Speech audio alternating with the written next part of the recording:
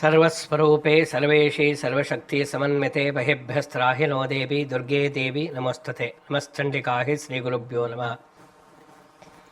ಪ್ರತಿ ತಿಂಗಳುಗಳಂತೆ ಜುಲೈ ತಿಂಗಳಲ್ಲಿ ತುಲಾರಾಶಿಯವರ ಒಂದು ಭವಿಷ್ಯ ಯಾವ ರೀತಿಯಾಗಿರುತ್ತೆ, ತುಲಾರಾಶಿಯವರು ತಮ್ಮ ಭವಿಷ್ಯವನ್ನು ಚೆನ್ನಾಗಿ ಇಟ್ಟುಕೊಳ್ಳಬೇಕಾದರೆ ಈ ತಿಂಗಳಲ್ಲಿ ಏನು ಮಾಡಬೇಕು, ಏನು ಮಾಡಬಾರ್ದು, ಯಾವ ದಾರಿಯಲ್ಲಿ ಹೋಗಬೇಕು, ಯಾವ ದಾರಿಯಲ್ಲಿ ಹೋಗಬಾರದು ಅನ್ನತಕ್ಕಂತಹ ವಿಷಯವನ್ನು ನಾವು ನೋಡಬೇಕು. ಅದಕ್ಕೆ ಮೊದಲು ಗ್ರಹಸ್ಥಿತಿಗಳು ತುಂಬ ಮುಖ್ಯ.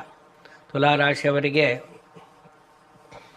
ಕರ್ಮಸ್ಥಾನದಲ್ಲಿ ಅಂದರೆ 10ನೇ ಮನೆಗೆ ಗುರು ಬರುವುದರಿಂದ ಗುರುಬಲ ಇರುವುದಿಲ್ಲ. ಇಲ್ಲಿವರೆಗೆ ಇತ್ತು, ಇತ್ತೀಚಿನ ಒಂದು ತಿಂಗಳುಗಳಿಂದ ಗುರುಬಲ ಅನ್ನತಕ್ಕಂಥದ್ದು ಹೊರಟು ಹೋಗಿದೆ. ಜೊತೆಯಲ್ಲಿ ಆರನೇ ಮನೆಯಲ್ಲಿರ್ತಕ್ಕಂತಹ ರಾಹು,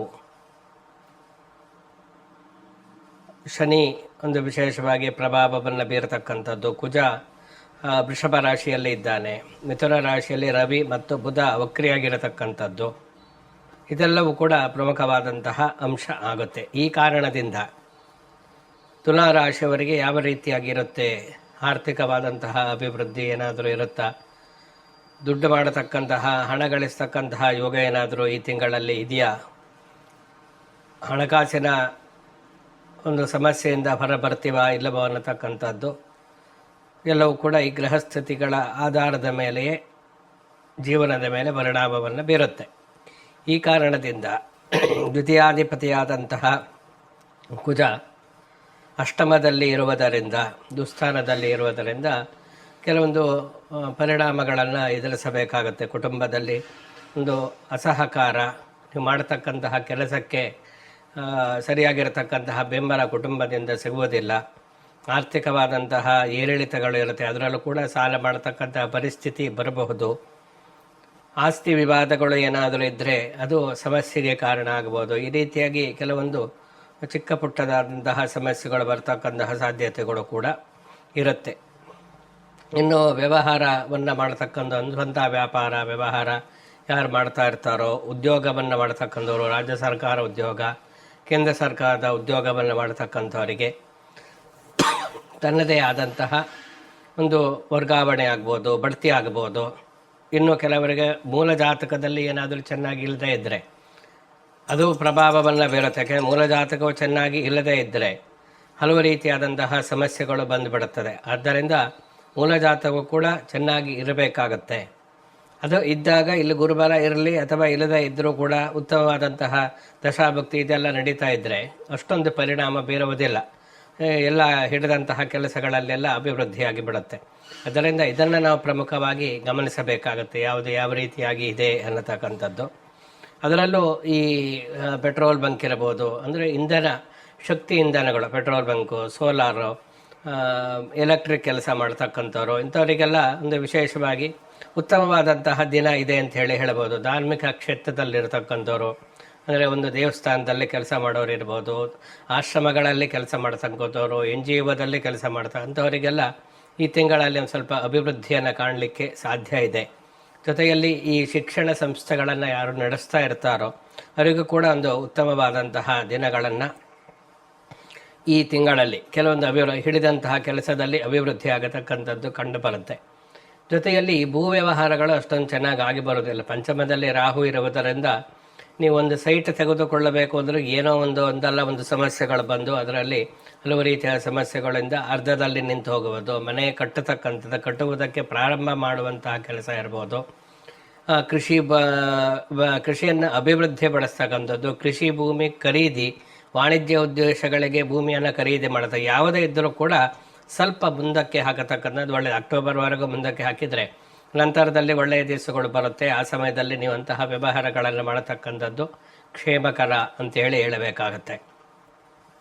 ಸಹೋದರರೊಂದಿಗೆ ಅಂದರೆ ವಿಶೇಷವಾಗಿ ಇಂತಹ ಮನಸ್ತಾಪಗಳು ಏನಾದರೂ ಇದ್ದರೆ, ಆಸ್ತಿ ವಿವಾದಗಳಿದೆ, ಅದರಲ್ಲೂ ಕೂಡ ಇತ್ಯರ್ಥ ಆಗತಕ್ಕಂತಹ ಒಂದು ತಿಂಗಳು ಜುಲೈ ತಿಂಗಳು ಅಂಥೇಳಿ ಹೇಳಬೇಕಾಗುತ್ತೆ. ಚತುರ್ಥಾಧಿಪತಿ ಷಷ್ಠದಲ್ಲಿ ಅಂದರೆ ದುಸ್ಥಾನದಲ್ಲಿ ಇರುವುದರಿಂದ ನೀವು ಏನೇ ಮಾಡಿದರೂ ಕೂಡ ಅಷ್ಟೊಂದು ಸಮಾಧಾನ ಅನ್ನತಕ್ಕಂಥದ್ದು ಇರುವುದಿಲ್ಲ. ಯಾವುದು ಕೆಲಸ ಪರಿಪೂರ್ಣ ಆಗ್ತಾ ಇಲ್ಲ, ಎಲ್ಲ ಅರ್ಧಕ್ಕೆ ನಿಂದು ಹೋಗ್ತಾ ಇದೆ ಅನ್ನತಕ್ಕಂತಹ ಒಂದು ನಿರಾಶಾ ಮನೋಭಾವನೆ ನಿಮ್ಮನ್ನು ಕಾಡಬಹುದು. ಆದ್ದರಿಂದ ಯಾವುದೇ ಕೆಲಸವನ್ನು ಮಾಡಬೇಕಾದರೆ ಸರಿಯಾದಂತಹ ಶ್ರದ್ಧೆಯನ್ನು ವಹಿಸಿ ಕೆಲಸವನ್ನು ಮಾಡಿ ಅಟ್ಲೀಸ್ಟ್ ನೀವು ಮಾಡತಕ್ಕಂತಹ ಕೆಲಸದಲ್ಲಿ ಪ್ರತಿಫಲ ಸಿಕ್ಕಾಗ ಅಸಂತೃಪ್ತಿ ಇದ್ದರೂ ಕೂಡ ಏನೋ ಒಂದು ಫಲ ಸಿಕ್ತು ಅನ್ನತಕ್ಕಂತಹ ಚಿಕ್ಕದಾದಂತಹ ತೃಪ್ತಿಯು ಕೂಡ ಜೊತೆಯಲ್ಲಿ ಇದ್ದೇ ಇರುತ್ತೆ. ಅದರಿಂದ ಮಾಡುವಂತಹ ಕೆಲಸ ನಾವು ಶ್ರದ್ಧೆಯನ್ನು ವಹಿಸಿ ಕಾಯಕವೇ ಕೈಲಾಸ ಅನ್ನತಕ್ಕಂತಹ ರೀತಿಯಲ್ಲಿ ನಾವು ಮಾಡಬೇಕಾಗುತ್ತೆ. ಮಕ್ಕಳ ಒಂದು ವಿದೇಶದಲ್ಲಿರ್ತಕ್ಕಂತಹ ಮಕ್ಕಳಿಂದ ಆರ್ಥಿಕ ಸಹಾಯ ಒದಗತಕ್ಕಂತಹ ಲಕ್ಷಣಗಳು ಕೂಡ ಇರುತ್ತೆ. ಏನಾದರೂ ಹಣಕಾಸಿನ ಒಂದು ಮುಗ್ಗಟ್ಟಿದ್ದರೆ ವಿದೇಶದಲ್ಲಿರ್ತಕ್ಕಂತಹ ಮಕ್ಕಳು ನಿಮಗೆ ಹಣವನ್ನು ಕಳಿಸ್ಬೋದು, ಆರ್ಥಿಕ ಸಹಾಯವನ್ನು ಮಾಡ್ಬೋದು.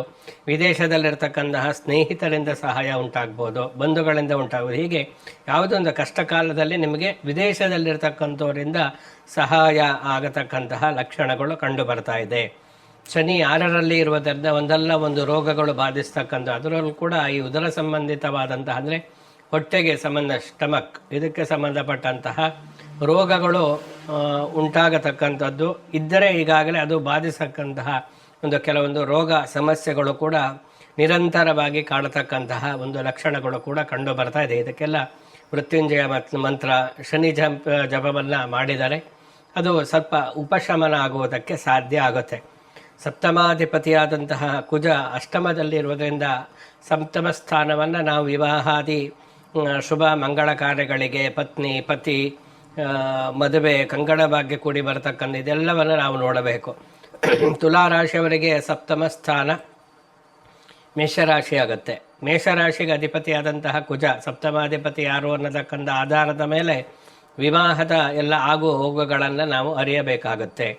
ವಿವಾಹಕ್ಕೆ ಸಂಬಂಧಪಟ್ಟಂತೆ ಕೆಲವೊಂದು ಸಮಸ್ಯೆಗಳು ಕಾಡತಕ್ಕಂಥದ್ದು. ನಿಮ್ಮ ಒಂದು ವಿವಾಹದ ಪ್ರಯತ್ನವನ್ನು ಮಾಡಿದರೆ ಅದು ಅರ್ಧದಲ್ಲೇ ನಿಂತು ಆ ಮೂಲಕ ಮುಂದುವರಿದೇ ಇರತಕ್ಕಂತಹ ನಿರಾಶಾ ಒಂದು ಭಾವನೆ ನಿಮಗೆ ಉಂಟಾಗಬಹುದು. ವಿವಾಹದ ಪ್ರಯತ್ನ ಎಲ್ಲವೂ ಕೂಡ ವಿಫಲ ಆಗ್ತಾ ಇದೆ, ಯಾವುದೇ ಸಂಬಂಧಗಳು ಕೂಡಿ ಬರ್ತಾ ಇಲ್ಲ ಅನ್ನತಕ್ಕಂಥ ಎಷ್ಟೋ ಕುಟುಂಬಗಳು ಸಹಜವಾಗಿ ಇದ್ದೇ ಇದೆ. ಮದುವೆ ಮಾಡೋಕ್ಕೋ ಮಗಳಿಗೆ ಅಥವಾ ಮಗನಿಗೆ ಅಂತ ಎಷ್ಟೋ ವಯಸ್ಸಾಗಿರುತ್ತೆ, ಎಷ್ಟೋ ವಯಸ್ಸು ಪ್ರಯತ್ನ ಪಡ್ತಾ ಇದ್ರೂ ಕೂಡ ವಿವಾಹ ಆಗ್ತಾ ಇರೋದಿಲ್ಲ. ಒಂದಲ್ಲ ಒಂದು ಸಮಸ್ಯೆಗಳು ಬಂದು ಆ ಮೂಲಕ ವಿವಾಹ ಮುಂದಕ್ಕೆ ಹೋಗ್ತಾ ಇರುತ್ತೆ. ಜಾತಕ ಕೂಡಿ ಬರಲ್ಲ, ಜಾತಕ ಕೂಡಿ ಬಂದರೆ ಅವರು ಪರಸ್ಪರ ಒಪ್ಪಲ್ಲ ಅಥವಾ ವಿನಾಕಾರಣವಾಗಿ ನಿರಾಕರಿಸ್ತಾರೆ. ಹೀಗಿದ್ದಲ್ಲ ಏನೋ ಒಂದು ಸಮಸ್ಯೆಯಿಂದಾಗಿ ವಿವಾಹದ ಪ್ರಯತ್ನಗಳೆಲ್ಲವೂ ಕೂಡ ಮುರಿದು ಬೀಳ್ತಾ ಇರುತ್ತೆ. ಇದು ಒಂದು ರೀತಿಯಲ್ಲಿ ಮದುವೆ ಆದರೂ ತೃಪ್ತಿ ಇರುವುದಿಲ್ಲ ಜೀವನದಲ್ಲಿ. ವಿಚ್ಛೇದನದ ಕೇಸುಗಳು ಎಷ್ಟೋ ಕೋರ್ಟ್ನಲ್ಲಿ ನಡೀತಾ ಇದೆ. ಹೀಗೆ ವೈವಾಹಿಕ ಸಮಸ್ಯೆ ಅನ್ನತಕ್ಕಂಥದ್ದು ಸಾಂಕ್ರಾಮಿಕ ರೋಗದ ರೀತಿಯಲ್ಲಿ ಸಮಾಜದಲ್ಲಿ ಹರಡ್ತಾ ಇದೆ. ಆದ್ದರಿಂದ ಈ ಮೂಲಗಳೆಲ್ಲ ಕಡಿಮೆ ಆಗತಕ್ಕಂಥದ್ದು ಇದಕ್ಕೆ ಪ್ರಮುಖವಾಗಿ ಕಾರಣ. ಮದುವೆಯ ಬಗ್ಗೆ ಸೀರಿಯಸ್ನೆಸ್ ಇಲ್ಲ, ಅದರ ಮೌಲ್ಯ ಅನ್ನತಕ್ಕಂಥದ್ದು ಗೊತ್ತಿಲ್ಲ. ಹೀಗೆಲ್ಲ ಹಾಗೆ ಆಧುನಿಕ ಜೀವನ ಪದ್ಧತಿ, ಮಾಧ್ಯಮಗಳ ಒಂದು ಪ್ರಭಾವ, ಮೊಬೈಲು, ಟಿ.ವಿ, ಪಾಶ್ಚಾತ್ಯ ಸಂಸ್ಕೃತಿ ಈ ಎಲ್ಲ ಕಾರಣದಿಂದ ವಿವಾಹದ ಸಮಸ್ಯೆಗಳು ಕುಟುಂಬಗಳಲ್ಲಿ ಜಾಸ್ತಿ ಆಗ್ತಾ ಇದೆ. ಅದರಿಂದ ತುಲಾರಾಶಿಯವರು ಕೂಡ ವಿವಾಹಕ್ಕೆ ಸಂಬಂಧಪಟ್ಟಿರತಕ್ಕಂತಹ ಒಂದು ಯಾವುದೇ ಒಂದು ಕೆಲಸ ಕಾರ್ಯಗಳು ಆಗುತ್ತಕ್ಕಂಥದ್ದು ಸ್ವಲ್ಪ ವಿಳಂಬ ಆಗ್ಬೋದು ಅಥವಾ ಆಗದೇ ಇರ್ಬೋದು. ನಿರಾಶರಾಗಬೇಕು, ಪ್ರಯತ್ನವನ್ನು ಮುಂದುವರಿಸ್ತಾ ಇರಿ. ಯಾವುದೋ ಒಂದು ಒಳ್ಳೆಯ ಟೈಮ್ ಬಂದಾಗ ಅದು ಆಗೇ ಆಗುತ್ತೆ. ಅದರಿಂದ ಒಂದು ಅಭಿವೃದ್ಧಿಯು ಕೂಡ ಆಗುವುದಕ್ಕೆ ಸಾಧ್ಯ. ವಿವಾಹವು ಕೂಡ ಯಾರಿಗೆ ಅವಿವಾಹಿತರಿದ್ದಾರೆ ಅವರಿಗೆ ವಿವಾಹ ಅಕ್ಟೋಬರ್ ಸಮಯದಲ್ಲಿ ಫಿಕ್ಸ್ ಆಗತಕ್ಕಂತಹ ಲಕ್ಷಣಗಳು ಪ್ರಮುಖವಾಗಿ ಕಂಡು ಬರ್ತಾ ಇದೆ. ಇನ್ನು ಈ ವಾಹನದ ಒಂದು ಮಾಲಕ ಟ್ರಾವೆಲ್ಸ್ ನಡೆಸ್ತಕ್ಕಂಥವ್ರು, ಲಾರಿ ಮಾಲೀಕರಿರ್ಬೋದು, ಬಸ್ ಒಂದು ಟ್ರಾವೆಲ್ಸ್ ನಡೆಸ್ತಕ್ಕಂಥವ್ರು ಇರ್ಬೋದು, ಸಾರಿಗೆ ಸಂಸ್ಥೆಗಳನ್ನು ಪ್ರತ್ಯೇಕವಾಗಿ ಖಾಸಗಿಯಾಗಿ ನಡೆಸ್ತಕ್ಕಂಥವ್ರು, ಇಂಥವರಿಗೆಲ್ಲ ಈ ತಿಂಗಳಲ್ಲಿ ಉತ್ತಮವಾದಂತಹ ಲಾಭವನ್ನು ಗಳಿಸ್ತಕ್ಕಂತಹ ಒಂದು ತಿಂಗಳು. ಅಂದರೆ ಈ ವಾಹನಗಳಿಗೆ ಸಂಬಂಧಪಟ್ಟಂತೆ ಟ್ರಾವೆಲ್ಸ್ಗಳನ್ನು ನಡೆಸ್ತಕ್ಕಂಥವರು, ಬಾಡಿಗೆಗೆ ವಾಹನ ಬಿಡ್ತಕ್ಕಂತಹ ಒಂದು ಖಾಸಗಿ ಕ್ಷೇತ್ರದಲ್ಲಿ ಯಾವುದು ಗೂಡ್ಸ್ ಗಾಡಿ ಇರ್ಬೋದು, ಪ್ಯಾಸೆಂಜರ್ ಗಾಡಿ ಇರ್ಬೋದು, ಯಾರೇ ಆದರೂ ಕೂಡ ಅಂಥವರಿಗೊಂದು ಈ ತಿಂಗಳಲ್ಲಿ ಒಂದು ಅಧಿಕ ಸಂಪಾದನೆ ಮಾಡತಕ್ಕಂತಹ ಒಂದು ವಿಶೇಷವಾದಂತಹ ಯೋಗವು ಕೂಡ ಕಂಡು ಬರ್ತಾ ಇದೆ. ಭಾಗ್ಯದಲ್ಲಿ ಬುಧ ಮತ್ತು ರವಿ ಇರುವುದರಿಂದ ಅದರಲ್ಲೂ ಕೂಡ ಬುಧ ಈ ತಿಂಗಳಲ್ಲಿ ಅವನು ಕರ್ಕಾಟಕ ರಾಶಿಗೆ ಹೋಗಿ ನಂತರದಲ್ಲಿ ವಕ್ರಿಯಾಗಿ ಪುನಃ ಹಿಮ್ಮುಖ ಚಲನೆಯನ್ನು ಮಾಡಿ ಅವನ ಸ್ವಸ್ಥಾನವಾಗಿರತಕ್ಕಂತಹ ಮಿಥುನ ರಾಶಿಗೆ ಬರ್ತಾನೆ ಜುಲೈ ತಿಂಗಳಲ್ಲಿ. ಇದು ತುಲಾರಾಶಿಯವರಿಗೆ ಭಾಗ್ಯಸ್ಥಾನ ಆಗುತ್ತೆ, ಬುಧಾದಿತ್ಯ ಯೋಗ ಆಗುತ್ತೆ. ಆದರೂ ಕೂಡ ವಕ್ರೀಣಸ್ತು ಮಹಾವೀರ್ಯ ಶುಭ ರಾಜಪ್ರದ ಗ್ರಹ ಅಂತೇಳಿ ಹೇಳ್ತಾರೆ. ವಕ್ರಿಯಾಗಿರತಕ್ಕಂತಹ ಗ್ರಹಗಳು ವ್ಯತಿರಿಕ್ತವಾದಂತಹ ಫಲವನ್ನು ಕೊಡುತ್ತವೆ ಅನ್ನತಕ್ಕಂಥದ್ದು. ಅದರಿಂದ ಈ ಬುಧಾದಿತ್ಯ ಯೋಗದ ಕಾರಣದಿಂದಾಗಿ ಹಲವು ಸಮಸ್ಯೆಗಳು ಬರಬಹುದು ಅನ್ನೋ ಒಳ್ಳೆಯ ಫಲ ಸಿಗುವಂಥ ಸಮಯದಲ್ಲಿ ಫಲ ವ್ಯತ್ಯಾಸ ಆಗಬಹುದು. ಈ ಎಲ್ಲ ಕಾರಣಗಳಿಂದ ಸ್ವಲ್ಪ ಹೆಚ್ಚು ಕಡಿಮೆ ಆಗುತ್ತೆ ಜೀವನದಲ್ಲಿ, ವ್ಯವಹಾರದಲ್ಲಿ. ಆದ್ದರಿಂದ ಈ ಎಲ್ಲ ಕಾರಣಗಳಿಗೆ ವಿಶೇಷವಾಗಿ ದೇವಿಯ ಒಂದು ಶಕ್ತಿ ದೇವತೆಯ ಉಪಾಸನೆ, ಜಪ, ಅರ್ಚನೆ, ಪೂಜೆ, ದೇವಾಲಯಕ್ಕೆ ಭೇಟಿ ಕೊಡತಕ್ಕಂಥ ಇಂಥದ್ದೆಲ್ಲ ಮಾಡಿ ಪ್ರತಿನಿತ್ಯವೂ ದೇವಿ ಅರ್ಗಲಾ ಸ್ತೋತ್ರವನ್ನು ಪಠಿಸ್ತಕ್ಕಂಥದ್ದು ಒಳ್ಳೆಯದು. ಇವೆಲ್ಲವನ್ನು ನೀವು ಮಾಡೋದರಿಂದ ತುಲಾರಾಶಿಯವರು ಜುಲೈ ತಿಂಗಳಲ್ಲಿ ಇನ್ನೂ ಹೆಚ್ಚಿನ ಅಭಿವೃದ್ಧಿಯ ಪಥದಲ್ಲಿ ಸಾಗುವುದಕ್ಕೆ ಸಾಧ್ಯ ಆಗುತ್ತೆ. ಶುಭಮಸ್ತು. ಸಮಸ್ತ ಸನ್ಮಂಗಳಾನಿ ಭವಂತು.